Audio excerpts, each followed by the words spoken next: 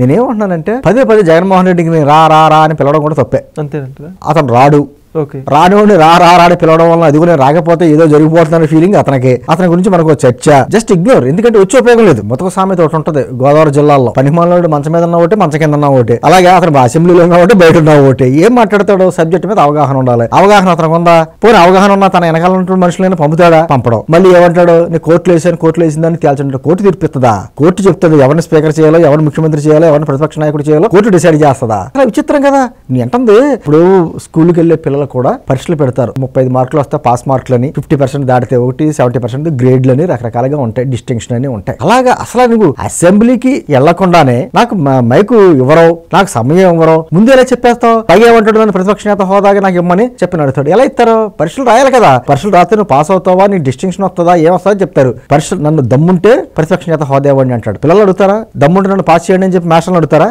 ఏమో అలాగే ఉంది చిన్నపిల్లలాట. Please subscribe to Leo news for more videos.